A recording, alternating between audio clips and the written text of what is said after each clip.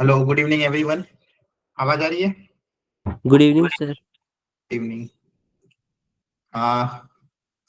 तो हमारी आज का टारगेट है सीक्वेंस सीरीज में कुछ वैरायटी कवर करना। तो मैक्सिमम वैरायटी कवर करने की कोशिश करते हैं। ये शुरू के दो क्वेश्चन है।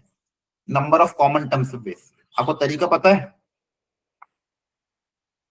बताओ, क्या इनका तरीका पता है कैसे सॉल्व करना है? नंबर ऑफ कॉमन टर्म्स में बस एक ही चीज ध्यान रखना, फर्स्ट कॉमन टर्म पता कर लो। कॉमन टर्म्स में तीन चीजें पता करनी है। ए मतलब फर्स्ट कॉमन टर्म,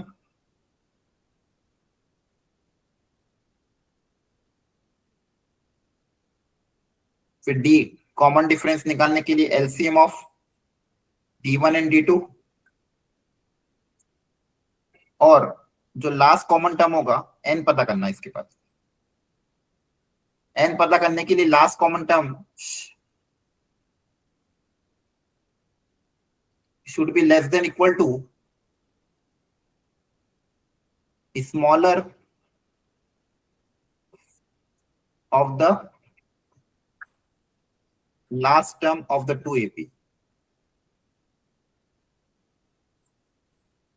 दोनों एपी की जो लास्ट टर्म उसमें जो छोटी नंबर है उसका ले लेना। जैसे यहाँ पे इस केस में बताओ क्या आ जाएगा, लेस देन इक्वल टू 407 है ना। इसको इनइक्वालिटी को सॉल्व करोगे तो यहाँ से एन पता चल जाएगा। क्या पता चल जाएगा? एन। क्लियर है? बोलो। Yes sir. किसी को डाउट हो इस वेराइटी में तो पूछ लो, अभी सिखा दूंगा।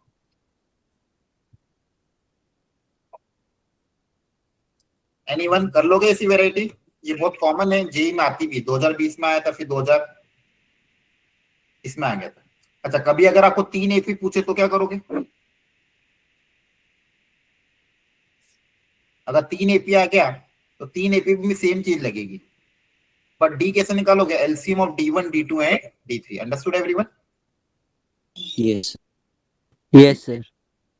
तो देखो, एक वेराइटी ये, इसको मैं सॉल्व करके रखा है आपके लिए, ट्राई करके देख लेना आंसर निकालना। अब यहाँ पे सेकेंड में आपको पूछा था A union B. A union का भी का फॉर्मूला क्या हो जाएगा? Number of element in A plus number of element in B, जो क्वेश्चन में दिया हुआ था कि एपी हैज 2025 टर्म्स। क्या बोला था? 2025 टर्म्स हैं इसमें। तो number of element in A, number of element in B given था, बस आपको number of element in A intersection B निकालना था। अंडरस्टूड? क्या निकालना था? Number of element in A intersection B. तो इंटरसेक्शन मतलब common, number of common terms, number of common terms पता कर ली और यहाँ वैल्यू पुट अप कर दी। ध्यान रहेगा?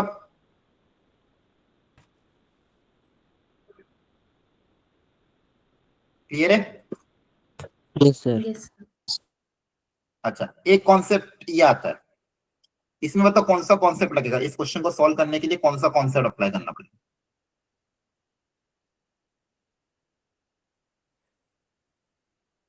पहले भी बहुत बार बताया, एपी का कौन सा concept apply?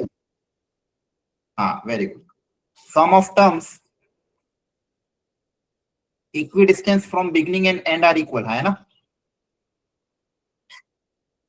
Some of terms in an AP, in an AP sum of terms equidistance from beginning. अच्छा, किसी को डाउट हो खुद से पूछ लेना। आप खुद से पूछोगे तो पता चलेगा। मैं ये असम्पशन मत लेना कि मैं खुद मुझे पता चल जाएगा। आपको अगर डाउट है आपको खुद से पूछना। कोई चीज समझ में नहीं आ रही तो पूछ लेना। एपी की एक प्रॉपर्टी होती है, in AP sum of the term equidistance from beginning and end are equal. अब इस कॉन्सेप्ट पे बेस आते हैं जेई में क्वेश्चन। फॉर एग्जांपल अगर मैं आपको बात करूं A1 A2 A3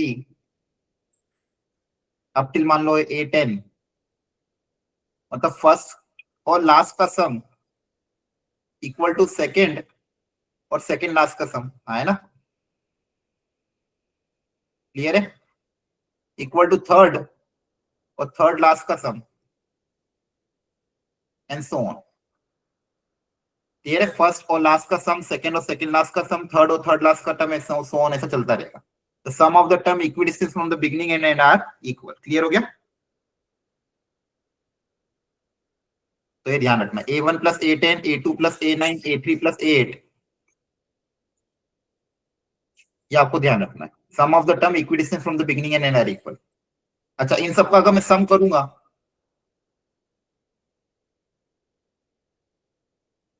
तो इसको बताओ क्या लिख सकते हैं? क्या 5 टाइम्स A1 प्लस A8 लिख सकते हैं? लॉजिकली बताओ। 10 टर्म है, दो दो के कितने पेयर बनेंगे? 5 पेयर बनेंगे। Yes sir. और वैसे Yes, भी आपको sum of n terms of AP का एक फॉर्मूला और भी होता है, n/2 A प्लस L, याद आ रहा है? Yes. वही तो है ये, है ना?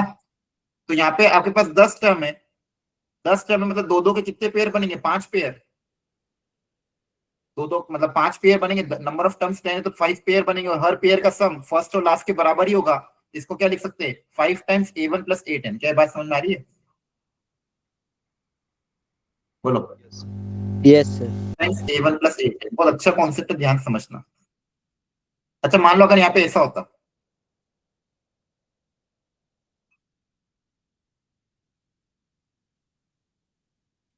ऑड नंबर ऑफ टर्म्स होती, अब दो दो के पेयर तो नहीं बन पाएंगे सारे, है ना? एक एक एक एक एक मिडिल टर्म बच जाएगी, समझ आ रहा है? एक मिडिल टर्म आपकी बच जाएगी, फिर दो दो के पेयर बनेंगे। तो एक मिडिल टर्म अगर आपकी बच जाएगी तो उसके अलावा टर्म्स कितनी बनेंगी? 16।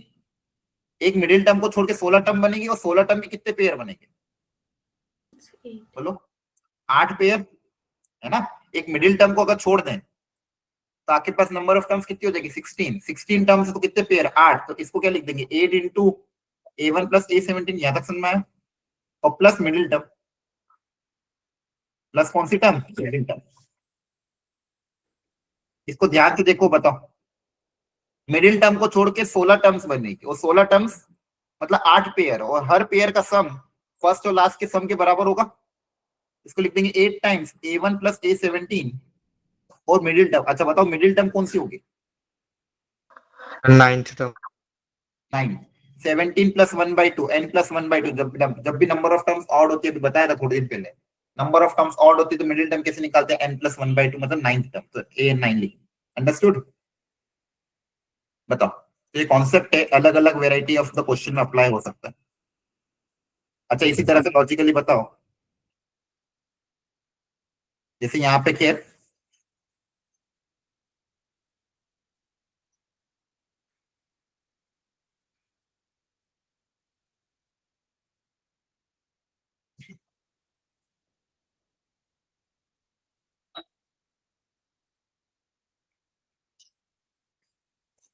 बताओ इसको कैसे लिखोगे? फर्स्ट और लास्ट टर्म के सम के टर्म्स में, फर्स्ट और लास्ट के सम के टर्म्स में इसको कैसे लिखेंगे?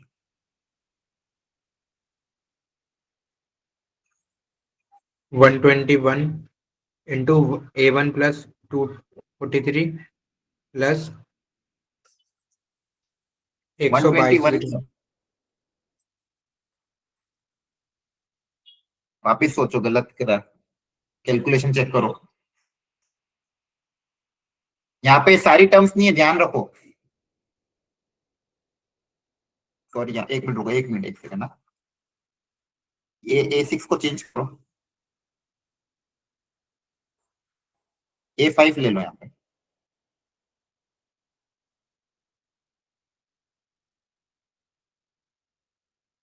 A5 ले लो। अब समझ में आया? एक एक छोड़ के है, या फिर एक काम करो,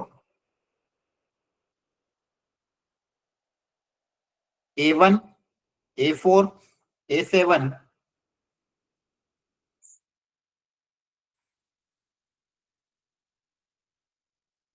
A244।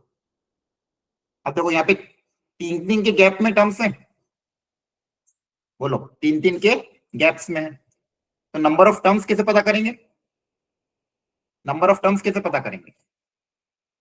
an equal to a plus n minus 1 into d, है ना? बोलो, ये कितना आएगा? ये 81 equal to n 82। Minus number of terms कितनी होगी 82। तो अगर 82 टर्म्स है तो कितने पेयर बनेंगे 41 41। इसको क्या लिखोगे 41 times first term plus last term. Understand? अब लॉजिक समझ में आ रहा है? yes जैसे sir. यहाँ पे इस केस में 5, 10, 15, 2020 तक, तो यहाँ पे नंबर ऑफ टर्म्स कितनी है 5 1 जा 5, 5 2 जा 10, 5 3 जा 15, और ये इसको 5 से डिवाइड करोगे तो कितनी नंबर ऑफ टर्म्स है 404। तो कितने पेयर्स बनेंगे 202, है ना? तो इसको क्या लिख देंगे 202 times sum of the first term and the last term, है ना? इस ब्रैकेट को आप क्या लिख दोगे 202 times sum of the first term and the last term. इसी लॉजिक से मतलब ये और ये भी इसमें जुड़ जाएगा 303 3 हो जाएंगे और फिर फर्स्ट और लास्ट का सम आ जाएगा। Understand everyone? देखो ध्यान से, तो हो जाएगा 303 और फिर इसका सम निकाल। ये कॉन्सेप्ट याद रखना, एपी का sum of the term equidistance from the beginning and the end are equal. Clear है? इसके बाद आप इस क्वेश्चन को सॉल्व करके आसानी से सॉल्व कर सकते। इसके बेसिस पे मैंने आपको इस वर्कशीट में 2 क्वेश्चन दिए थे, एक क्वेश्चन और था ये वाला, इसमें भी लॉजिक डेवलप करो जल्दी से। ये किया था आपने? बताओ, नहीं किया? जल्दी से सोचो।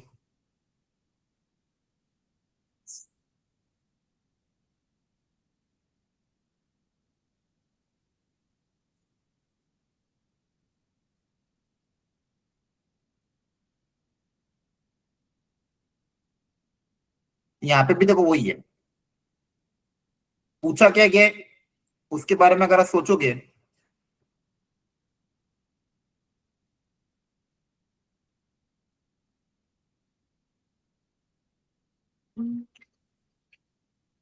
A1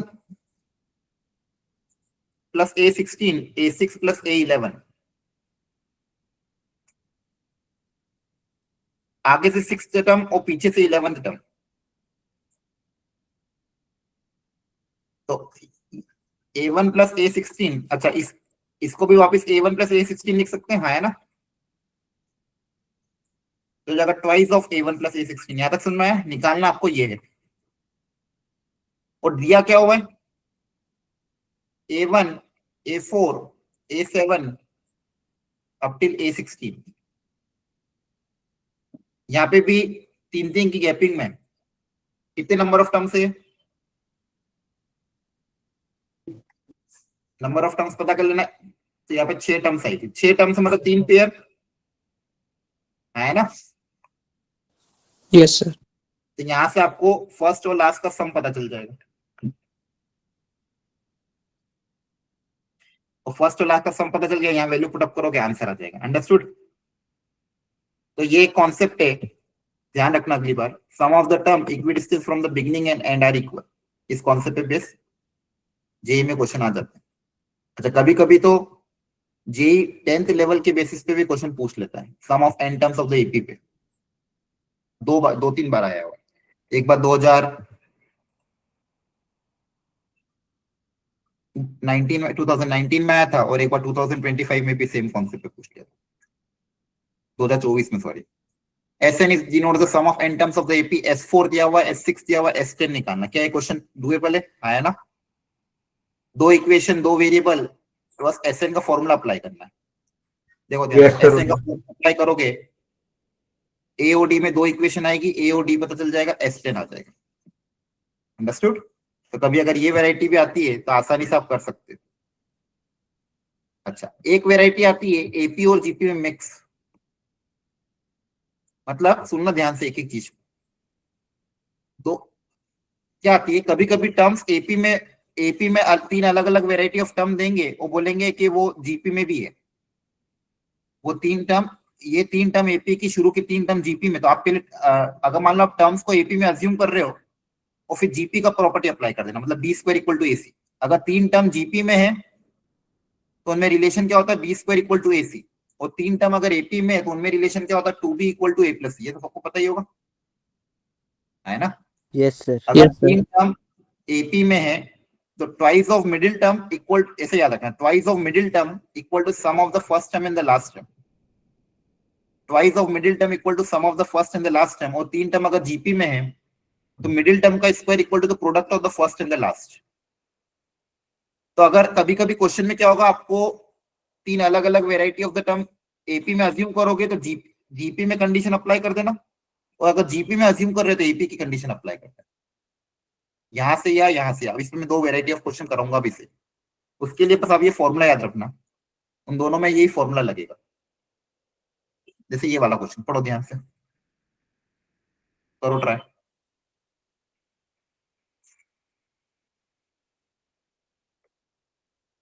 एक बार ट्राई कर लो जल्दी से।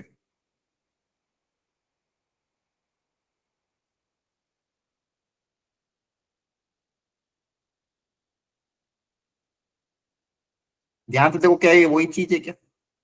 अच्छा, non constant, sorry, non constant AP का मतलब क्या है, कांस्टेंट एपी नहीं, अगर एपी कांस्टेंट होती है, कांस्टेंट एपी मतलब जैसे 3 3 3 4 4 4 5 5 5, उसको बोलते हैं कांस्टेंट एपी।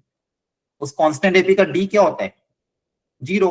तो नॉन कांस्टेंट एपी मतलब आपको कंडीशन क्या गिवन है, d is not equal to 0, मतलब अगर डी कॉमन आया था आप 0 में भेज सकते हो।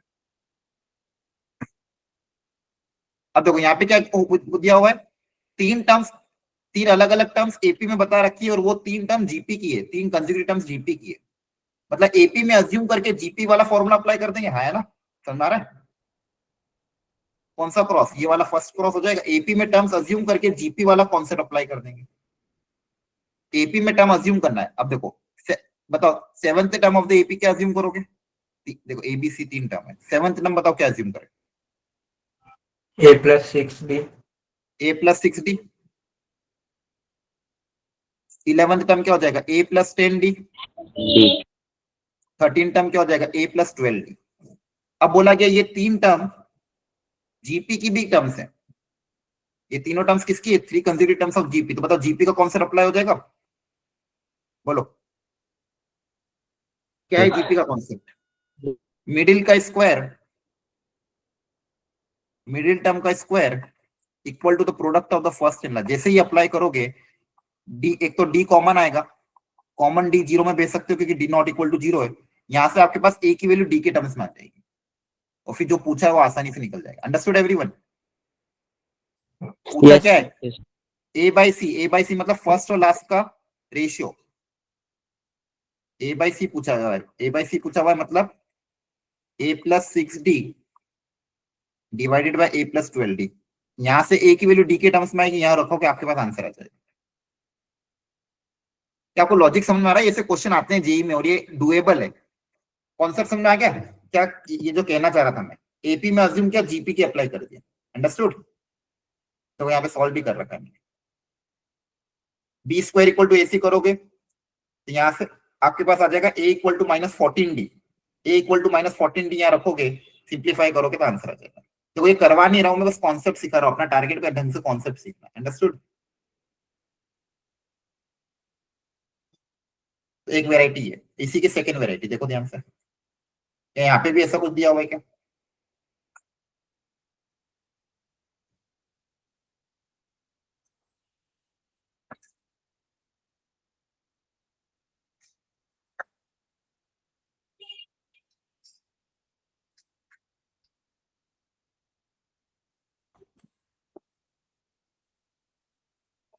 बोलो क्या लॉजिक बैठ रहा है अब यहाँ पे भी।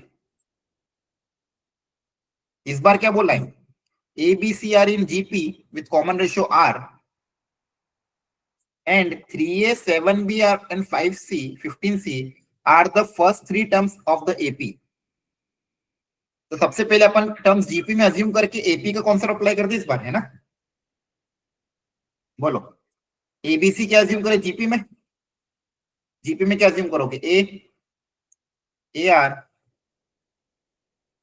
आर स्क्वायर, हाँ है ना। बोलो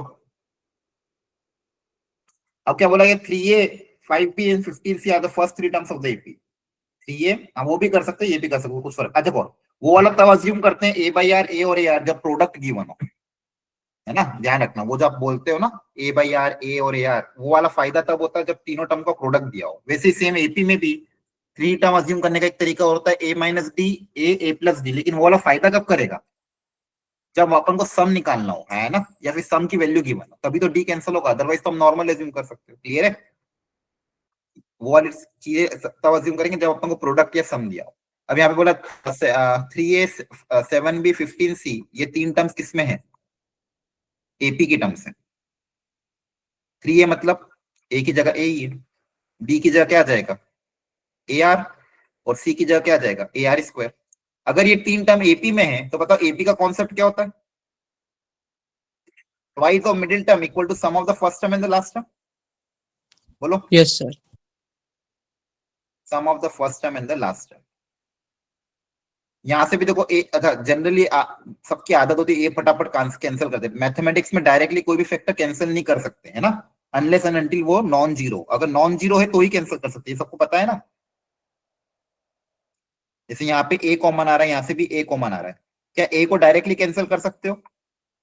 डायरेक्टली नहीं करते हैं जनरली, हमको पहले पता होना चाहिए ए नॉन जीरो है। क्वेश्चन में हमको दिया हुआ A is non zero, since A is not equal to zero, ये दिया हुआ है, तो हम यहाँ पे ए को कैंसिल कर सकते हैं। अदरवाइज 0/0 को 1 लिख दोगे आप अगर नॉन जीरो नहीं है ना। तो ये ए नॉन जीरो दिया हुआ तो ए को कैंसिल कर दें, यहाँ से आर आ जाएगा, आ जाएगा आर, आर में क्वाड्रेटिक है, और आर के लिए भी एक और कंडीशन की बने। यस सर, यस क्या सर। बात समझ आ रही है आपको? अब देखो दोनों वेराइटी आपको मैंने बता दी। ये जो मैंने बता रहा था क्रॉस, कभी एपी में अज्यूम करोगे तो जीपी वाला कॉन्सेप्ट अप्लाई होगा, और जीपी में टर्म्स अज्यूम करी तो एपी वाला कॉन्सेप्ट अप्लाई। ये क्रॉस में 2 क्वेश्चन है, तो ये दोनों वेराइटी अच्छी है, और ये इस वेराइटी के क्वेश्चन आते हैं जेई में। एक पहली वेराइटी क्या, इंपॉर्टेंट वेराइटी, जिसमें आप कॉमन टर्म्स पे क्वेश्चन आता है। Second important variety simple sum of the N terms पे आता है कभी कभी। Third variety properties of AP पे। प्रॉपर्टीज ऑफ एपी कौन सी वाली, sum of the term equidistance from the beginning end are equal. अच्छा, कभी कभी सम ऑफ द जीपी भी फॉर्मूले पे बेस्ड भी क्वेश्चन आ जाता है। अच्छा, उसके लिए आपको बस सिंपल फॉर्मूला पता होना चाहिए। सम ऑफ इनफाइनाइट जीपी का फॉर्मूला पता है? बोलो Sir, A upon में 1 minus R. ए अपॉन में 1 माइनस आर। और sum of N terms of the GP का फॉर्मूला क्या होता है, ए आर की power N minus 1 upon R minus 1। Understood? और general term of the GP क्या होता है, ए आर की पावर एन माइनस 1। ये सबको पता है ना? ठीक है, तो देखो इसके बेसिस पे 2 इक्वेशन 2 वेरिएबल पे क्वेश्चन था।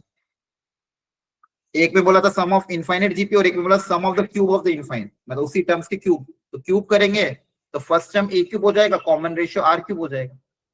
अंडरस्टैंड? 2 इक्वेशन 2 वेरिएबल, दोनों को सॉल्व करके आर आ जाएगा।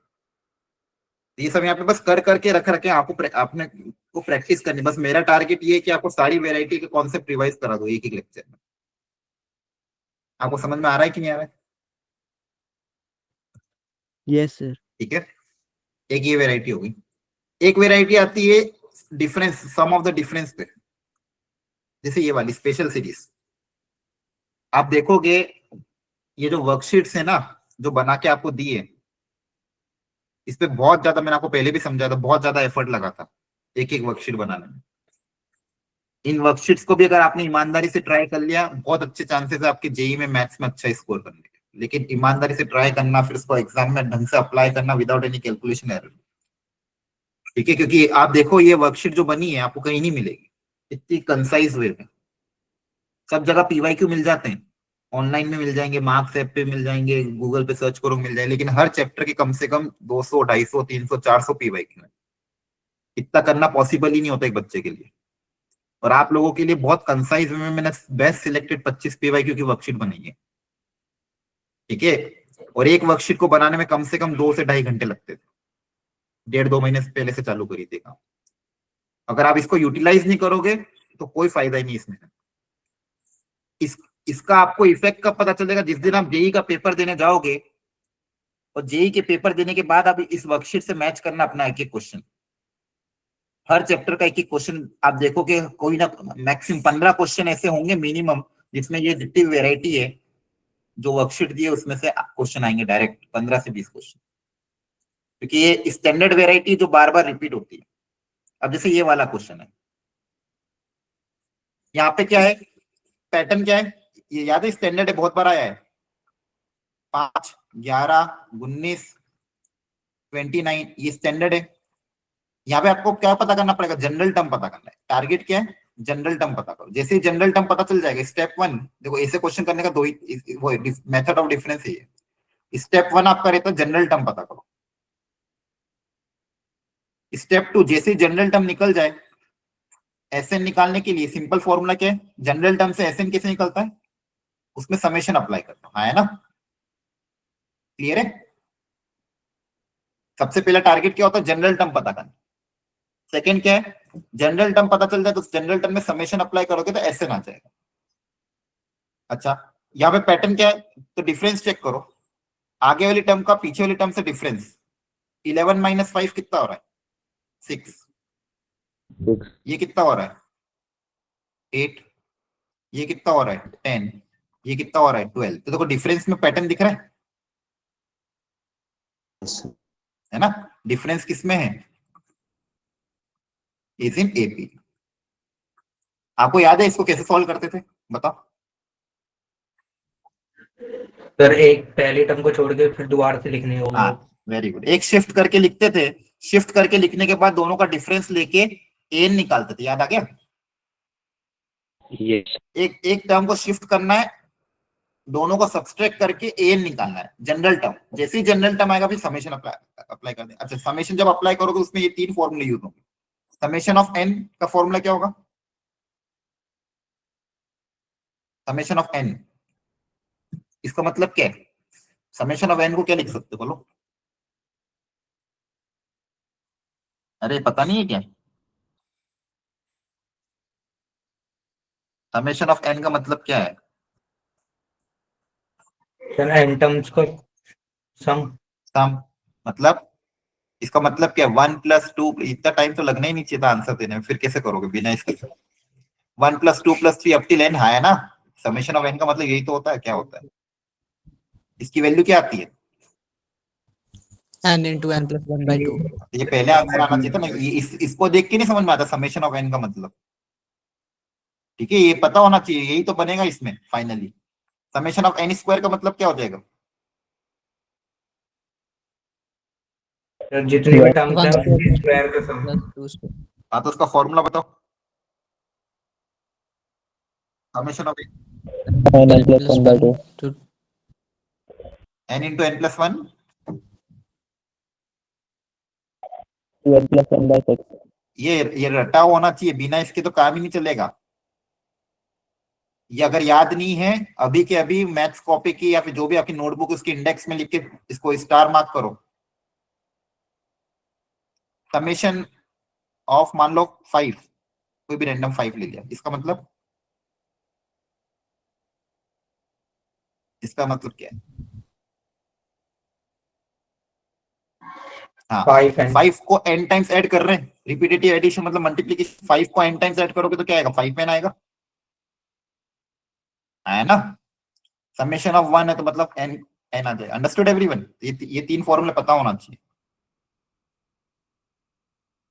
ठीक है। तो इस कॉन्सेप्ट पे बेस ये क्वेश्चन है, सॉल्व करके रखा है, देख लो सारी स्टेप्स। एक शिफ्ट करोगे, शिफ्ट करने के बाद डिफरेंस लोगे, तो डिफरेंस आपका एपी में आ रहा है। ध्यान रखना, नंबर ऑफ टर्म्स कितनी है, n-1, नंबर ऑफ टर्म्स कितनी है, n-1। फिर आप sum of n-1 terms of the AP का फॉर्मूला अप्लाई कर दोगे, माइनस ए एन उधर जाके प्लस ए एन हो जाएगा, माइनस ए एन उधर जाके प्लस ए एन हो जाएगा, तो यहाँ से ए एन की वैल्यू आ जाएगी।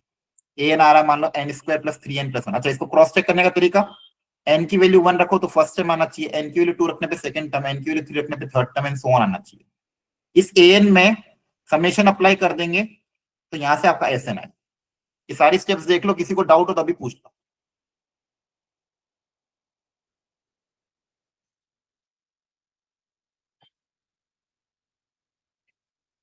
अंडरस्टूड है ये।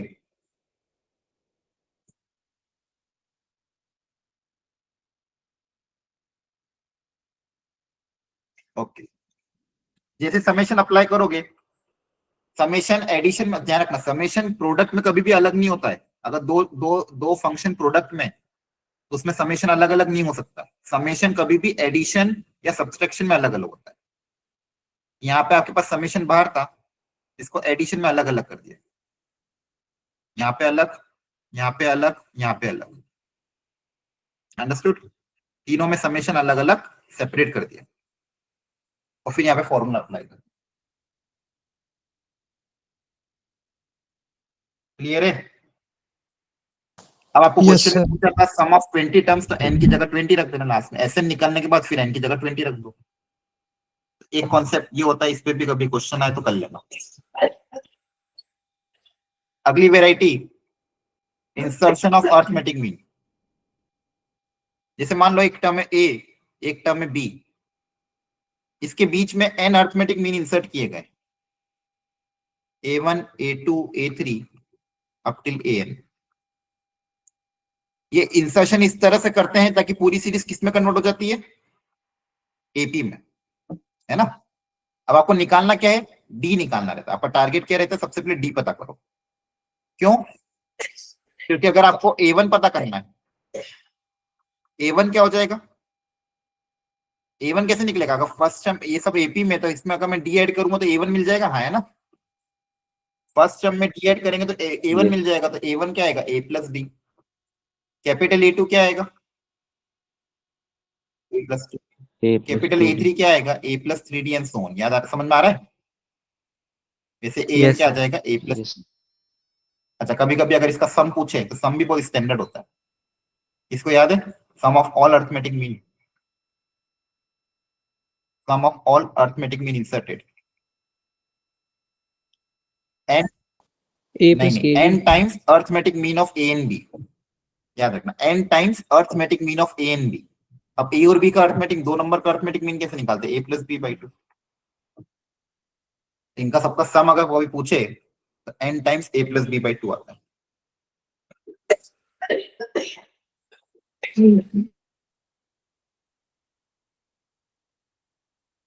Understood?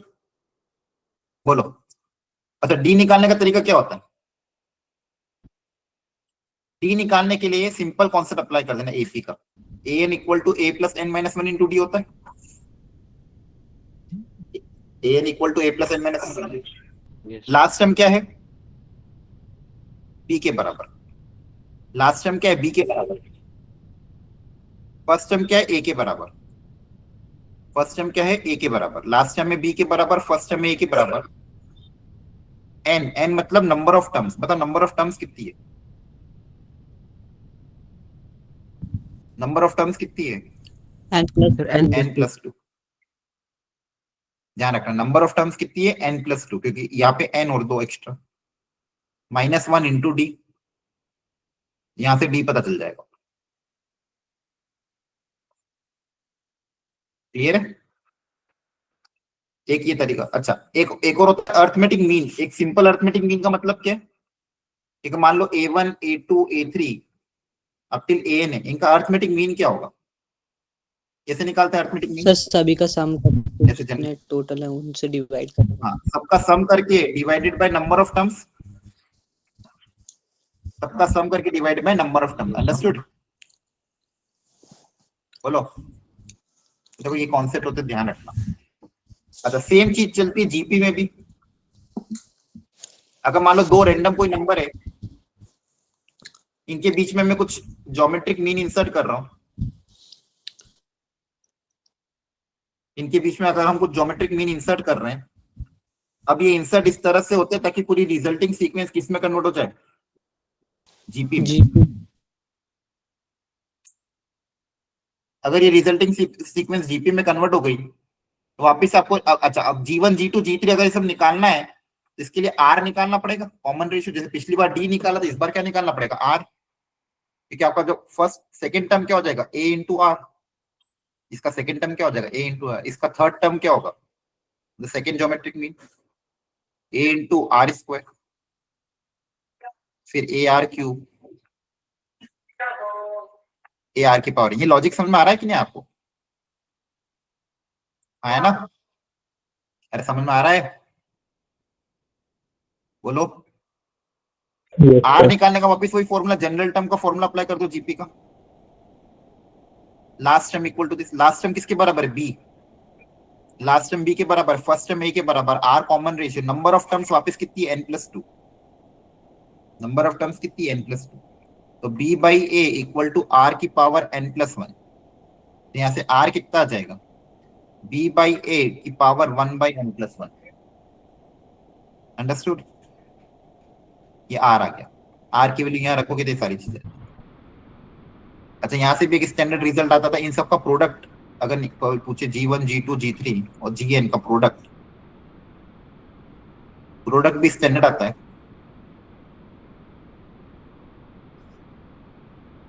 Power n times geometric mean of a b. दो नंबर का ज्योमेट्रिक मीन क्या होगा? ए और बी का ज्योमेट्रिक मीन क्या होगा? Root a b, under root a b. है ना? ए और बी का ज्योमेट्रिक मीन क्या होता है? इन सबका प्रोडक्ट रूट ए बी की पावर n आता है। ध्यान रखना, इन सबका प्रोडक्ट रूट ए बी की पावर n आता है। अच्छा, नॉर्मल ज्योमेट्रिक मीन क्या होता है? जैसे मान लो a1 a2 a3 up till an है, इन n नंबर का ज्योमेट्रिक मीन क्या होगा? सर सभी का प्रोडक्ट इनका प्रोडक्ट और 1/n। सबका प्रोडक्ट की पावर 1/n। अंडरस्टूड? क्लियर है? बोलो। समझ में आ रहा है ना? चलो यहाँ पे अप्लाई कर देखते हैं।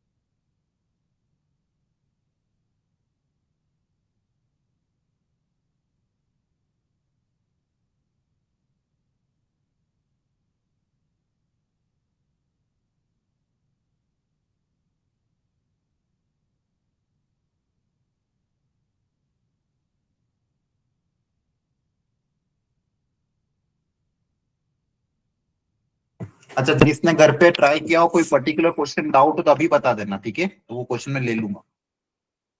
जिसने भी ये वाली सीक्वेंस सीरीज की वर्कशीट ट्राई करी है, कोई क्वेश्चन जो आपको नहीं आया तो पूछ सकते हो, पहले बता देना, ठीक है?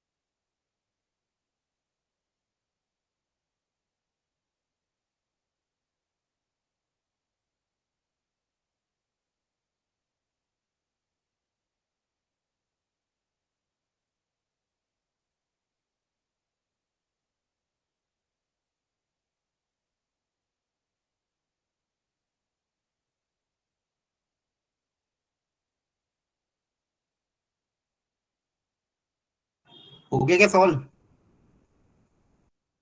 हेलो, कहाँ तक पहुंचे?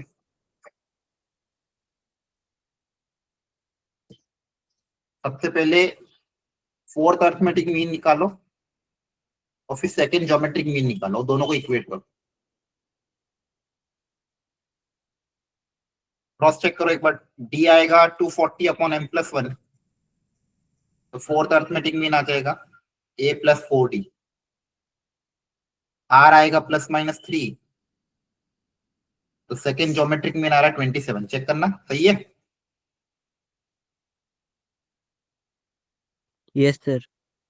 बाकी लोग अगर जवाब Yes. नहीं देना क्लास में मत आया करो, मैं डायरेक्ट लीव कर दूंगा, डायरेक्ट रिमूव करूंगा।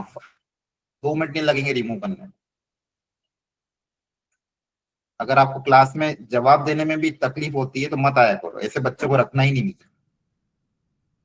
कि जिस दिन आपको कॉलेज की काउंसलिंग में हेल्प लगेगी तब आप बोलना मत मेरे से कि सर हेल्प कर दो।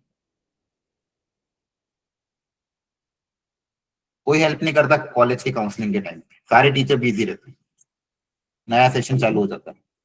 वो तो सबसे ज्यादा हेल्प लगती तब किसी भी बच्चे को, कौन से कॉलेज को ऊपर रखे, कौन सी ब्रांच को ऊपर रखे। हल्का सा गड़बड़ होता है, अच्छे नंबर पे भी घटिया कॉलेज मिल जाता है। और यूट्यूब पे 2-2 हजार, 3-3 हजार, 5-5, 10-10 हजार रुपए लेके काउंसलिंग होती है।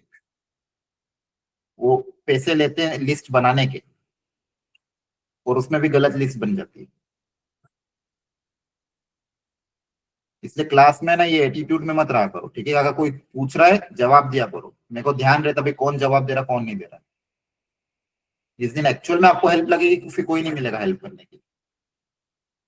स्कॉलरशिप दिला दो सर, कॉलेज की फीस में हेल्प करवाओ, ये करवाओ वो करवाओ। ये देखो फटाफट, यहाँ पे आपके पास फोर्थ अर्थमेटिक मीन आ जाएगा और सेकंड ज्योमेट्रिक मीन आ जाएगा। अब इसके बाद इन दोनों को इक्वेट करना था। तो fourth arithmetic mean will be equal to the second geometric mean according to the question। और फोर्थ अर्थमेटिक मीन आपका क्या होगा जो आपने अभी निकाला होगा? a plus 3d। a मतलब 3, sorry a plus 4d। a plus 4d और सेकेंड ज्योमेट्रिक मीन मतलब ए आर स्क्वायर। 3 + 4 × d, d कितना है आपका? 240 अपॉन m प्लस,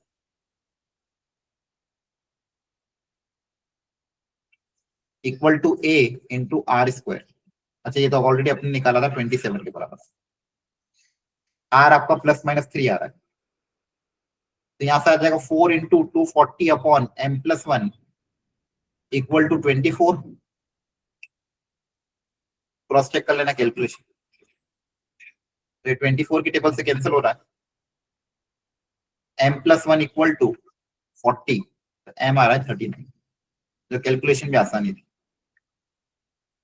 तो ये अर्थमेटिक ज्योमेट्रिक मीन पे फंडामेंटल क्वेश्चन था, 2020 में कभी आया था। अभी रिसेंटली तो नहीं पूछा, लेकिन चांसेस है इस बार आ जाए। ठीक है, तो कभी अगर ये कॉन्सेप्ट पे क्वेश्चन आता है, ये पूरा कॉन्सेप्ट लगेगा, अप्लाई कर देना। एक दो वेराइटी और करा देता हूँ, एपी और जीपी पे आई थी 2025 में, करो ट्राई इसको।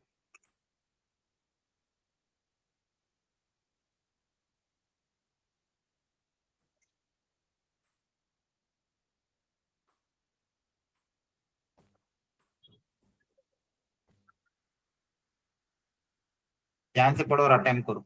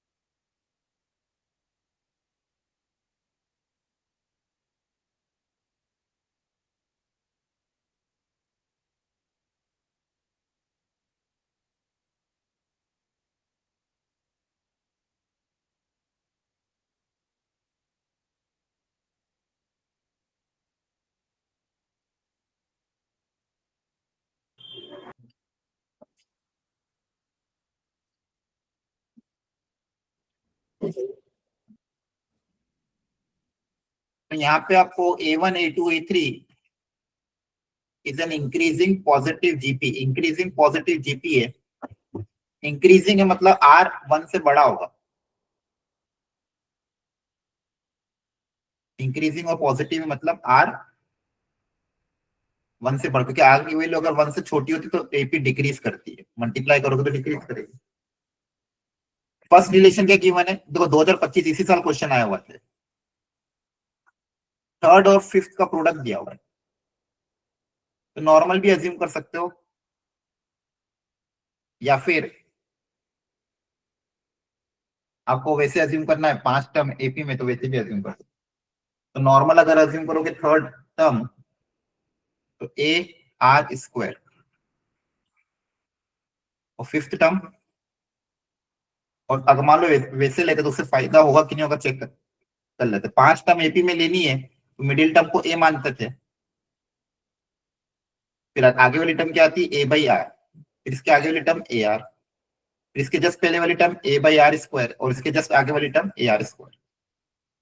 तो ये आपकी थर्ड टर्म कौन सी हो जाती है, ये आपकी थर्ड टर्म है और ये आपकी फिफ्थ टर्म है। अगर ऐसे लोगे तो यहाँ पे इनका प्रोडक्ट क्या आएगा, A square R square. Understood? Product of third and fifth term equal to 729।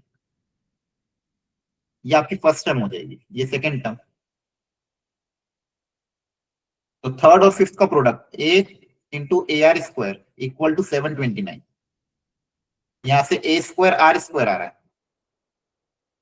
729 किसका स्क्वायर होता है, 27. 20 किसका होता है 27 का सर. 27 का। तो ए और आर का प्रोडक्ट आ गया इससे, देखते हैं इसका यूज और होगा क्या आगे। आगे दिया हुआ है सेकेंड और फोर्थ का सम, सेकेंड और फोर्थ का सम 1 सेकेंड इक्वेशन। दो इक्वेशन दो वेरिएबल है। अब देखो ये क्वेश्चन वैसे टफ नहीं था, फिर तो दो इक्वेशन दो वेरिएबल, अगर कैलकुलेशन आसान हो जाए तो काम हो जाएगा। यहाँ से क्या इक्वेशन बन रही है, A by R plus A R equal to this. यहाँ से अच्छा ए आर की वैल्यू पता है ऑलरेडी, तो A by R plus 27 equal to 111/4। यहाँ से ए बाई आर आ जाएगा 111/4 माइनस 27। तो ए बाई आर कितना आ जाएगा चेक करो,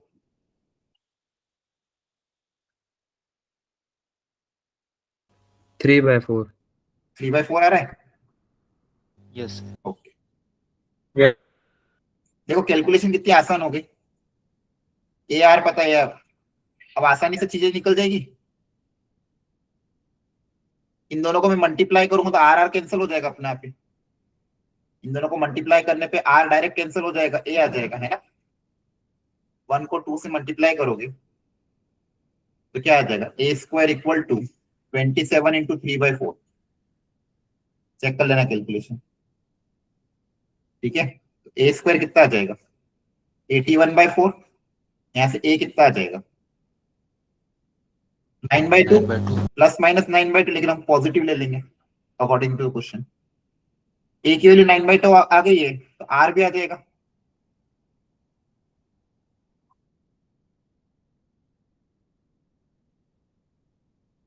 आर कितना आ जाएगा 6। Understood everyone? Yes. ए पता है आर पता है, Yes, तो sir. आंसर क्या है। देखो 2025 का क्वेश्चन था, लेकिन इसको ये क्वेश्चन डुएबल था कि नहीं था एग्जाम में, आपको चीजें कर सकते हो कि बस ढंग से एक्टिवली पेपर को दो। आपके सामने 2025 का क्वेश्चन है जिसको सिर्फ सिंपल एपी और जीपी का फॉर्मूला भी पता होगा नॉर्मल, बस कैलकुलेशन ढंग से करेगा काम माइंड से तो भी काम हो जाएगा, ठीक है। एक ये वेराइटी थी, एक वेराइटी और आई थी जीपी में 2025 में ही, करो ट्राई।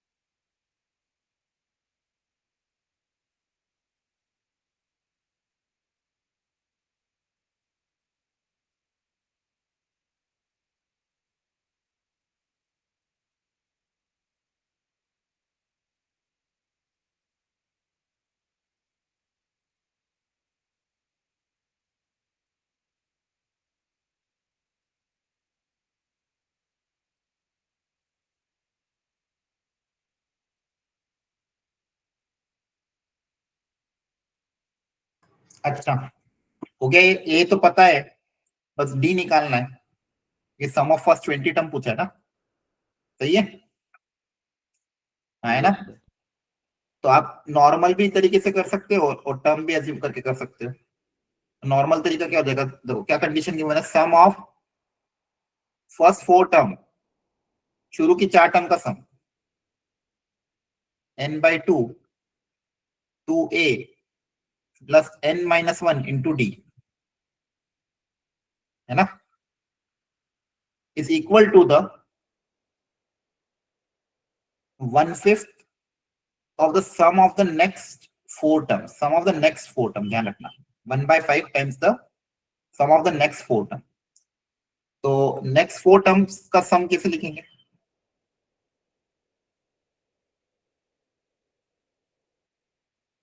तरीका क्या होगा। सर टोटल में से पहली 4 का माइनस कर दो। हाँ, ये भी कर सकते हो, टोटल में से पहली 4 का माइनस कर दो, नेक्स्ट 4 का ऐसे भी निकाल सकते हो ना। देखो नंबर ऑफ टर्म्स तो 4 ही है, इसमें कैलकुलेशन आसान होगी। नंबर ऑफ टर्म्स तो क्या है 4, बस फर्स्ट टर्म कौन सी हो जाएगी, फर्स्ट टर्म कौन सी हो जाएगी, शुरू की 4 5वीं टर्म से चलोगा, यस सर। है ना। जो बाद की 4 टर्म होगी वो भी तो एपी में ही होगी ना, जो आगे की 4 टर्म होगी वो भी एपी में होगी। और sum of N terms of AP का फॉर्मूला अप्लाई हो सकता है, n/2 2a, बस फर्स्ट टर्म चेंज हो जाएगा, फर्स्ट टर्म क्या हो जाएगा 5th term, plus n-1 number of terms into D, D अभी भी डी रहेगा, हाँ, है ना, अंडरस्टूड। Yes, sir. अच्छा ए मतलब आपका फर्स्ट टर्म, ए क्या है क्वेश्चन के हिसाब से 3, इसको सॉल्व करके डी आ जाएगा, ए पता है डी पता है, sum of N terms of the का फॉर्मूला अप्लाई करके एस एन भी आ जाएगा, अंडरस्टूड। देखो ये दोनों वेराइटी आई थी जेई मेंस 2025 में ही, एक सिंपली एक आपका सिंप्लीफिकेशन करवाया था एपी से, दूसरा आपका सिंप्लीफिकेशन करवाया जीपी से रिलेटेड, अंडरस्टूड है, यस सर। ठीक है। सर हाँ बोलो। सर इसको वैसे भी तो कर सकते थे, मतलब नेक्स्ट 4 टर्म बोले तो 8th टर्म भी हो सकती थी। एक सेकंड वापस क्वेश्चन पढ़ लेते हैं। If the sum of if the sum of the first 4 term is equal to the 1/5 of the sum of the next 4 terms, next 4 terms कौन सी होगी, शुरू की 4 टर्म है, नेक्स्ट टर्म 4 टर्म कौन सी होगी 5th 6th 7th 8th, हाँ। Yes sir, वही तो आप क्या कहना चाह रहे थे, कि मतलब ऐसे 8 आवाज कट रही, वापस बोलना। सम ऑफ 8 टर्म्स, नहीं, सम ऑफ द नेक्स्ट 4 टर्म बोलिए, नेक्स्ट 4, नेक्स्ट वर्ड भी तो है, sum of the next 4, next 4 मतलब 5th 6th 7th और 8th, इन 5 टर्म, इन 4 टर्म का सम बोला है, 5th 6th 7th और 8th। तभी इसका निकालने का 2 तरीका, या तो आप शुरू की 8 टर्म में से शुरू की 4 टर्म माइनस कर दो, या फिर अगली 4 टर्म माइनस ऐड करो। इससे आंसर नहीं आ रहा है, आ रहा है सर सर। आ रहा है। ठीक है, क्लियर है। नेक्स्ट 4 बोला है ना आपको, नेक्स्ट 4 कौन सी होगी, 4th से लेके, सॉरी 5th से लेके 8th तक, उसका सम पूछा था, तो उसके लिए मैंने 5th टर्म को फर्स्ट टर्म मान लिया, कॉमन डिफरेंस डी ही रहेगा, नंबर ऑफ टर्म्स 4 ही रहेगी, अंडरस्टूड। यस ठीक, ओके, ठीक है, यहां तक समझ में आ गया सबको। चलो एक आधा क्वेश्चन अब समेशन ऑफ सीरीज पे अलग अलग 1-2 वैरायटी हो रही थी वो कर लेते,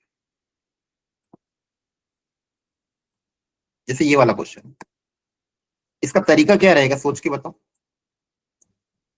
थोड़ा ध्यान से, इसमें एक गलती हो सकती है, इसमें सिली मिस्टेक जनरली बच्चे कर देते हैं, आप सोचो पहले कैसे करोगे।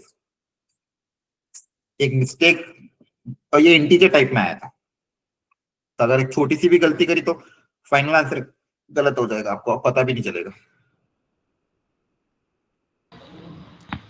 सर इसमें जो इवन टर्म्स मिसिंग है उसे ऐड कर देंगे और माइनस भी कर देंगे तो हो जाएगा शायद से। अच्छा, इवन टर्म्स जो मिसिंग है वो टोटल में से इवन टर्म सब्सट्रैक्ट कर दो तो हो जाएगा, हाँ ये भी तरीका सही है, कर सकते हो।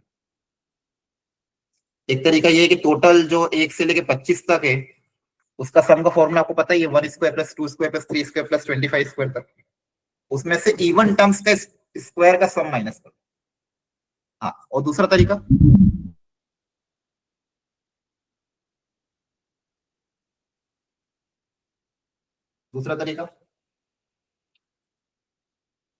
सर इसको 2k-1 का होल स्क्वायर, फिर उसको आगे एक्सपेंड करके कर सकते हैं। मतलब जनरल टर्म है ना। Yes sir. इसकी जनरल टर्म क्या होगी? ऑड टर्म्स है ना। ऑड टर्म्स को लिखने का तरीका क्या होता है? 2n-1 या 2n+1 होता है। यहाँ पे क्या है, n को 1 रखने पे या n को 2 रखते तो 2n-1 है। इसकी जनरल टर्म क्या होगी सबको समझ आ रहा है? 2n-1 का होल स्क्वायर। अच्छा, तो आपको ऐसा निकालना है, summation of an, that is summation of 2n-1 का होल स्क्वायर, या कितना आएगा? 4n square minus 4n plus का 1, तो 4 times summation n square minus 4 times summation of n plus 4 times summation of 1 summation of 1 होंगे। अब ये फॉर्मूला तो आप अप्लाई कर दोगे, चलो ठीक है। ये यहाँ पे फॉर्मूला क्या हो जाएगा? n into n+1 into 2n+1/6। यहाँ पे फॉर्मूला क्या हो जाएगा? n into n+1/2। समझ में आ रहा है? Plus n। यहाँ पे तो n को क्या रखेंगे? नंबर ऑफ n क्या रखेंगे? कितनी टर्म्स है? 25। नहीं, ये गलती हुई, देखो ये गलती कर दी आपने। सर 13 होगा। 13। Number of terms 13। 25 गलती हो जाती है। ये गलती होती है कि n को 25 रखते हैं। नंबर ऑफ टर्म्स पता करनी। n क्या है? 13। समेशन आप अप्लाई कर रहे हो ना, 2n, n बराबर 1 से कहां तक जा रहा है? यहाँ पे 25 आने के लिए n को क्या रखोगे? 12 के 13? सर 13। 13 रखोगे ना। 25 क्रिएट करने के लिए n को क्या रखना पड़ेगा? 13 रखना पड़ेगा ना, तभी तो 25 क्रिएट होगा, है ना। तो नंबर ऑफ टर्म्स कितनी है? 13 है। अंडरस्टूड? तो ये ध्यान रखना है लास्ट में, n को क्या रखोगे? 13 रखोगे तब आपका आंसर। Understand everyone? बोलो। Yes sir. और नंबर ऑफ टर्म्स पता नहीं चल पाती तो वैसे कर लिया करो कि एपी का सिंपल फॉर्मूला अप्लाई कर दो, an equal to a plus n minus n into d।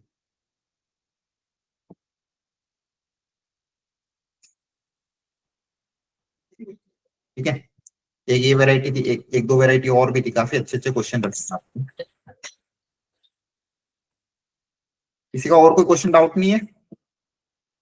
ऐसा कोई क्वेश्चन जो आपसे ना बनाओ तो आप पूछ लिया करो टाइम से।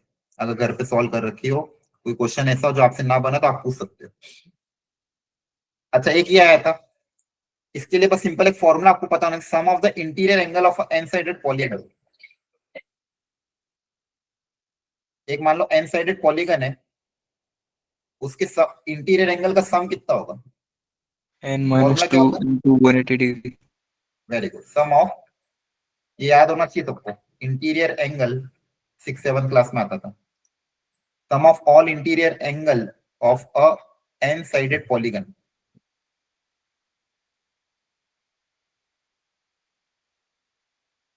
n-2 into 180 degree. ठीक है, अब बोला ये इंटीरियर एंगल एपी में भी है, तो एपी का भी फॉर्मूला अप्लाई हो जाएगा। एपी का फॉर्मूला क्या होता है? n/2 2a plus n-1 into d, है ना। ये दोनों फॉर्मूले को बस इक्वेट करना है आपको।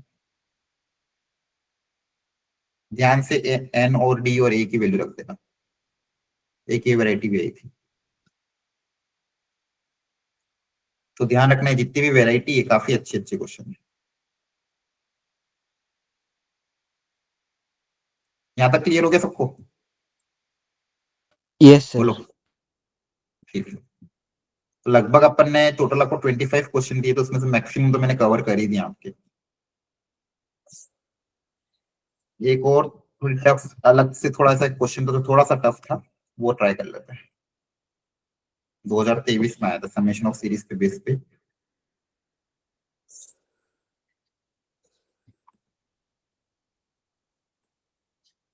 आप तरीका सिखाना कि क्या तरीका अपना सकते हो इस क्वेश्चन। देखो ध्यान से, यहाँ पे भी शुरू की 10 टर्म का सम पूछा गया, लेकिन इस बार थोड़ा पैटर्न अलग है।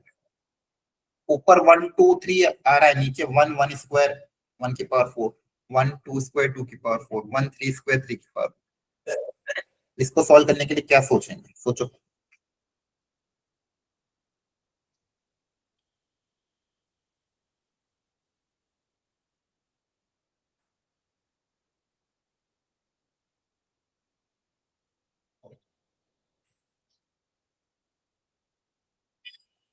सर इसकी एक आइडेंटिटी होती है, वो लगा सकते हैं।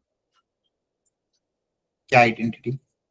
तो इसको हम लिख सकते हैं x square minus x plus 1 into x square plus x plus 1 denominator में। देखो ये बहुत स्टैंडर्ड चीज है, एक दो बार वहां पे आई थी जब आपको इनवर्स ट्रिग्नोमेट्रिक फंक्शन मैंने कराया था, वहां पे क्वेश्चन कराया था कि जब भी आपके पास इवन पावर वाली चीज आती है, इस चीज के, इसको फैक्टराइज करने का तरीका होता है, इसको लिखने का मतलब इसके दो फैक्टर होते हैं। इसके दो फैक्टर क्या होते हैं? X square I think plus x plus 1, और दूसरा होता है x square minus x plus 1। एक बार क्रॉस चेक कर लो, इसको मल्टीप्लाई करोगे देखो एक्स की पावर 4 आएगा, x cube plus x square, फिर प्लस का एक्स क्यूब आएगा, कैंसिल हो जाएगा, प्लस का एक्स माइनस का एक्स कैंसिल हो जाएगा, और देखो ये आएगा कि नहीं आएगा,